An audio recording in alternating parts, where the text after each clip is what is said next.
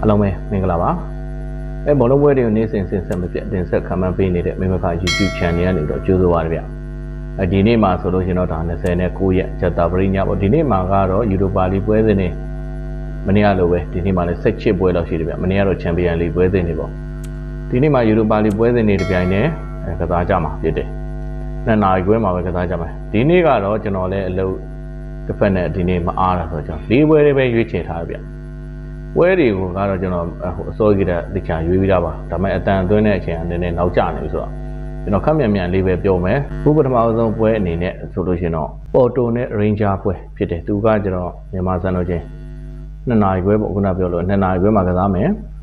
ပေးတာကပေါ်တိုမနေ့ကကတော့နှလုံးကိုအပေါင်း80ဒါပေမဲ့ခုနေ့ကင်းမှာတော့နှလုံးကိုအပေါင်း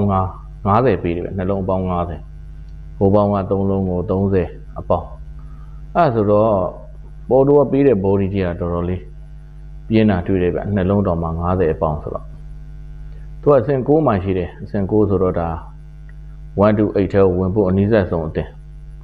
ဒါအဆင့်6နေရာမှာရှိတယ်ရမှတ်14မှတ်ဒီဟွာက Ranger ကတော့အဆင့်30နဲ့1မှာရှိတယ်ရမှတ်4မှတ်ဆိုတော့သူကတော့ဒီ9 to 24ဝင်ဖို့စူးစမ်းရအောင်မှာပေါ့အခုပွဲမှာသူနိုင်လို့ရမှတ်9မှတ်ဆိုရင်မီတော့ဗျမမီတော့ဆိုအခုဝါမာတောင်အဆင့်25အတင်တော့မှရမှတ်9မှတ်ရဒီ Ranger ကအခုပွဲနိုင်လဲရမှတ်9မှတ်ရရုံတည်းမပိုတော့ပါဘူးဝင်ရတော့ပြောရတော့ပေါ်တိုအတွက်တော့နည်းနည်းအရေးကြီးတာပေါ့ပေါ်တိုကဒါအခုလက်ရှိလျော့ကစားမဲ့ထဲမှာတော့ရှိတယ်ဒီ1 to 8ထဲဝင်ဖို့ဆိုလို့ရှင်တော့အခုပွဲလေးကိုစူးစမ်းဖို့လိုအပ်တယ်ပေးတာကနှလုံး50အပေါင်ပေးတယ်ကျွန်တော်ကတော့ဒီပွဲပေါ်တိုပဲကြိုက်တယ်အိမ်ကွင်းလည်းဖြစ်တယ်သူ့အတွက်အရန်အရေးပါနေတဲ့ပွဲမို့လို့သူချင်းအရင်2ချိန်ကစားဘူးတယ်အဲ့ဒါတော့ဟိုကြာပြီ2019က Ranger ကတစ်ချိန်နိုင်ပြီးတော့ဟို Ranger အိမ်ကွင်းမှာ Ranger နိုင်တယ်ပေါ်တိုအိမ်ကွင်းမှာတော့တည်ကြတယ်ဗျပေါ်တိုကမနိုင်ဘူးထားပေါ့ဒါပေမဲ့ခုကပေးတဲ့ကြီးဟိုတော်တော်လေးကြီးပြင်းလေးလည်းပေးထားပါတယ်ပေါ်တိုပဲကြိုက်တယ်ကျွန်တော်ဒီပွဲနှလုံးပြတ်တော့အနေဆုံးဖြစ်လိမ့်မယ်ခုလက်ရှိခြေစွမ်းတယ်သူကကောင်းနေတာဆိုတော့ဒဏ်ရာပါညာဆိုလို့ရှင်လေဒီ Ranger ပို့ပြီးတော့ဒဏ်ရာကစားသမားလေးရှိတယ်သူ့အတွက်မျှော်လင့်ချက်လည်းမရှိတာတကြောင်အဝေးကွင်းလည်းဖြစ်တာတကြောင်ဆိုတော့သူ့အတွက်ကအဖက်ဖက်ကအားနေပါတယ်ကျွန်တော်ဒီပွဲပေါ်တိုဘော်ဒီကြိုက်တွေ့တယ်။တဲ့နောက်တစ်ပွဲကကျတော့ဒါတော့ Cabinet Spreader နဲ့ Setta Vigo ပွဲသူလည်းည2နာရီခွဲမှာပဲကစားမယ်။ပေးတာက Cabinet Spreader ကတရီကို40အနှုတ်30အနှုတ်ပေးတယ်ကိုပေါင်း3လုံးကိုအပေါင်း80 65ဒီပုံစံမှာပဲအများကြီးတော့ကွာတော့မပြောင်းဘူးဗျ။သူတို့နှစ်သင်းကအဆင့်ချင်းက17နဲ့14အဆင့်17နဲ့14ကာဘီနာကအဆင့်17ရမှတ်73မှတ်ဒီစက်တာဘီကအဆင့်14ရမှတ်12မှတ်ရမှတ်တစ်မှတ်ပဲကွာတယ်ဒါမှအဆင့်17နဲ့14ဆိုတဲ့အနေထားဒါသူတို့ကတော့9 to 24ထဲမှာရှိတယ်နှစ်သင်းလုံးကဒါ1 to 8ဝင်အောင်စူးစမ်းလို့တော့အခွင့်အရေးရှိသေးတယ်ဗျဒါပေမဲ့ပို့ပြီးတော့နီးစက်တာကတော့ဒါစပတာကဟို73မှတ်လည်းရထားတယ်အိမ်ခွင်းလည်းဖြစ်တာဆိုတော့သူကအားသာချက်ကရှိတယ်ဗျဟိုသူအပေါ်ကြီးလေးပေါက်တယ်နောက်တော့ဒဏ်ရာရပါညာလဲသူ့မှာလုံးဝမရှိဘူးဒီဟွာမာကစတာဘီကမှာဒဏ်ရာရ1ယောက်ရှိမယ်ပွဲပဲအကြီးဒီပွဲ2ယောက်လောက်ရှိတယ်ဗျအဝေးကွင်းလည်းဖြစ်တယ်နောက်တော့ဟိုခုနဒဏ်ရာရရှိတာနဲ့ပွဲပဲရှိတာရေဆိုတော့ကျွန်တော်တို့ဒီပွဲအင်ရှင်ဟွာကိုကြိုက်တယ်ကာဘီနာစပက်တာကိုကြိုက်တယ်အင်ရှင်ကဟိုအပေါ်ကြီး30ပေးတာဒါဟိုတင်းတင်းမြတာတဲ့ပေါက်ကြီးပါတူတူချင်းလဲဟိုအစိမ်ကြီးကတိတ်မကွာဘူးဆိုတော့အားသာချက်ရှိတဲ့ဒီပွဲကာဘီနာစပက်တာကိုအကြိုက်တွေ့တယ်ကိုပေါင်း3လုံးကို90အပေါင်းဒီပုံစံကတော့ကျွန်တော်နှစ်ဖက်လုံးအပြိုင်တော့ဂိုးသွင်းလိုက်မယ်ဗျဘာလို့လဲဆိုတော့ဒါဟို1 to 8ထဲကိုဝင်ဖို့သူနှစ်သင်းလုံးကဒါအပြိုင်လူးလိုက်မယ်အပြိုင်လူးလိုက်မယ်အဲ့ဒါဆိုတော့ဒီပွဲကိုဂိုးပေါင်းအပေါ်ကြိုက်တယ်ဗျသူဒီပုံစံမျိုးပြမလို့ဂိုးပေါင်း3လုံးတော့ရောင်းနိုင်လောက်တယ်ဒီပွဲဂိုးပေါင်းအပေါ်ကြိုက်တယ်ဘောဒီကာဘီနာစပက်တာကိုရွေးတယ်ဗျနောက်တစ်ပွဲကကျတော့လိုင်လီနဲ့ prime bet ပွဲသူလည်း2နာရီခွဲပဲကစားမယ်ပေးတာမနေ့ကလိုင်းလီတရီ90အနှုတ်ပေးတယ်ခုတော့85အနှုတ်ပေးတယ်ဗျကိုပေါင်းနှလုံးကို100အရှုံး95အရှုံးဒီပုံစံပေးတာတွေ့တယ်သူတို့ဒီနှစ်သင်းကဒါလိုင်းလီကဒီနောက်ဆုံး5ပွဲရှုံးပွဲတွေကြီးပဲလုံးဝနီးရဲနေသူဟိုနိုင်ပွဲလုံးဝမရှိဘူးဟိုဒီယူရိုပါလိမှာလည်းအဆင့်20နဲ့1ဒါမဲ့သူကဟိုအိမ်ကွင်းဖြစ်တော့အပေါ်ကြီးတော်တော်လေးပေးထားအဆင့်21ကနေပြီးတော့ဒါ3အဆင့်3ကဒီ prime bet ကိုအပေါ်ကြီးပေးတယ်အိမ်ကွင်းကနေပြီးတော့နိုင်ပွဲလည်းမရှိထားအောင်ဆိုပေမဲ့လို့ ဒါပေမဲ့ဒီ private ကကျတော့သူကရမှတ်ကခုပွဲသိမ့်မလို့ဗျတရေလောက်ကစားရင်သူရမှတ်ဆက်ချစ်မှတ်ရမယ်အဲ့ဒါဆိုလို့ရှိရင်ဒါတေချာပေါက်1 to 8ထဲမှာရှိတယ်ခုပွဲသူရုံးမဲ့ဆိုတော့မှပဲဟုတ်1 to 8ထဲမှာရှိဖို့ကပို့လို့ရာခိုင်နှုန်းများပါတယ် private တော့ကအရင်အရေးမကြီးဘူးခုပွဲ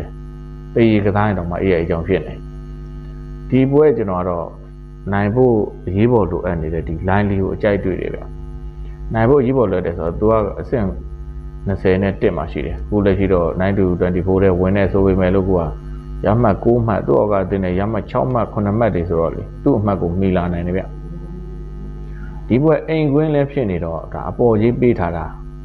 ဒီ line တရားပေးတာကျွန်တော်ဒီပွဲ line လေးကြိုက်တယ်ဗျ line လေးကြိုက်တယ်ဒီဟိုအဆင့်21ကနေပြီးတော့အဆင့်3ဝင်လာပြီးအပေါ်ကြီးပေးထားလို့အဲကြောင့်နောက်ပြီးတော့ private အတွက်ကလည်းခုနပြောသလိုပဲဒီပွဲကတည်လောက်ကစားရင်တော့မှဖြစ်နေတဲ့ပွဲမျိုးဆိုတော့ဒီပွဲ line ဒီ body ကြိုက်ပါတယ်ဗျအခုနောက်တစ်ပွဲကကျတော့ဒါတော့ဟောပေါ့ Repetit နဲ့ Piano ပွဲဖြစ်ပါတယ်သူကည2နာရီခွဲကစားမယ်ပေးတာက Repetit ကတစ်လုံးကိုတရေပေါ့တစ်လုံးတရေပေးတယ်တစ်လုံး30သားဒီပုံစံလောက်ပေါက်တယ်ဗျအများကြီးတော့မပြောင်းပါဘူးသူတို့ဒီနှစ်သင်းကဒါ Piano ကတော့အဝေးကွင်းမှာလည်းကစားမယ်အဆင့်20နဲ့6တို့တော့ဒါ9 to 24မဝင်သေးဘူးရမက်ကလည်း6မှတ်ဆိုသူတော်တော်လေးကြိုးစားအောင်ပဲဗျကြိုးစားမယ်ဆိုရင်အခုသူ့အဆင့်ကဘယ်လောက်လဲအဆင့်26ကနေရမက်6မှတ်ဆိုဒီပွဲနိုင်ရမက်9မှတ်မျောလင်းချက်ရေးလေးတော့ရှိပါမျောလင်းချက်ရေးလေးတော့ရှိမယ်ဒီ9 to 24တဲ့ဝင်ဖို့ပေါ့ဒီဘွာကတော့ Betis ကအဆင့်ချင်းမှာရှိတယ်ရမက်14မှတ်တို့တော့ဒီပွဲနိုင်မရမှာဗျနိုင်မရမှာဆိုသူတည်ကြရင်တော့မရမက်15မှတ်သူ့အောက်ကအသင်းတွေရလဲ3မှတ်ရထားတဲ့အသင်းတွေကနိုင်လာမယ်ဆိုရင်သူအောက်ဆင်းရနိုင်တယ်အောက်ဆင်းရမယ်ဆိုတော့ playoff ဆင်းကစားနေအောင်မှာဒီပွဲတေချာပေါက်နိုင်အောင်ကြိုးစားရမှာဗျအဆင့်အနေထားလဲဒါအဆင့်ချစ်ကအသင်းကနေပြီးတော့အဆင့်26ကအသင်းကိုတလုံးတရေပေါက်ကြည့်တာမျှတာတဲ့ပေါက်ကြည့်ပဲကျွန်တော်ဒီပွဲReal Betisကိုကြိုက်တယ်ဗျReal Betisကြိုက်တယ်သူတလုံးအသာနဲ့တော့တေချာပေါက်နိုင်မှာလိမ့်မယ်ဒီပွဲသူ့အတွက်ကအရင်အရေးကြီးနေဆိုတော့လေPiano အတွက်ကလည်းအရင်အရေးကြီးတယ်ခုပွဲကသူလည်း playoff ကစားမဲ့နေရာမျိုးပေါ့1 to 9 to 24တဲ့ဝင်နိုင်မလားသူလည်းကြိုးတော်ကြိုးစားမှာပဲဒါပေမဲ့ Betis ကအိမ်ခွင်းလည်းဖြစ်တယ်ခြေစွမ်းကလည်းဒီနေ့သိရှင်းမယ်ဆိုရင်သူကပိုကောင်းပါတယ်ဒီပွဲ Betis အနေဆုံးတစ်လုံးသာတော့နိုင်လိမ့်မယ်ဗျာကျွန်တော်တို့ဒီပွဲ Real Betis ပေါ်ကိုကြိုက်တယ်ဟိုဒဏ်ရာရတွေပါညာဆိုတော့လေ Betis မှာလည်းဒဏ်ရာရတွေတော့များတယ် Betis မှာဒဏ်ရာရကစားသမားအားလုံး9ယောက်ရှိမယ်ဒီဟိုမှာက Piano မှာကကျတော့ဒဏ်ရာရကစားသမားအားလုံး73ယောက်လောက်ထင်ရှိတယ်ဗျ73လောက်ထင်ရှိအဲ့ဒါဆိုတော့သူ့မှာလူလည်းမစုံပါဘူးအဲ့ဒါကြောင့်လည်းကိုကခြေစွမ်းကြပြီးတော့ကိုကပြက်နေတယ်ထင်ပါတယ်ဒီပွဲကျွန်တော် Betis body တကြောင်းနဲ့ရွေးတယ်ဗျမနေ့ကခမှန်းတဲ့ပွဲလေးတော့ချန်ပီယံလီပွဲစဉ်မနေ့က2ဖိုင်မှာအဲ့ထဲမှာမနေ့ကလည်းထိုက်တဲ့သလောက်လေးတော့မှန်းပါတယ်မနေ့ကလေဟိုပြန်ပြီးတော့မပြောနေတော့ဗျာကျွန်တော်နောက်ကလည်းကြာနေဆိုတော့လေTelegram channel လင်းလေးတော့ comment မှာထည့်ပေးထားမယ်အဲ့ဒါလေးကိုစိတ်ဝင်စားရင် join ထားပေးပါကျွန်တော်ဗီဒီယိုလေးတွေကြိုက်နှစ်သက်တယ်ဆိုလို့ရှိရင် like နဲ့ subscribe လေးပေးပါနောက်ပြီးတော့ notification bell လေးလည်းနှိပ်ထားပေးဖို့တောင်းဆိုပါတယ်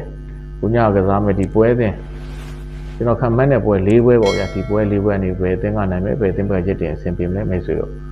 comment မှာခံမှန်းပေးလို့ရပါတယ်ခုညမှာလည်းအားလုံးပဲအဆင်ပြေကြပါစေအားလုံးကိုကျေးဇူးတင်ပါတယ်ဗျာ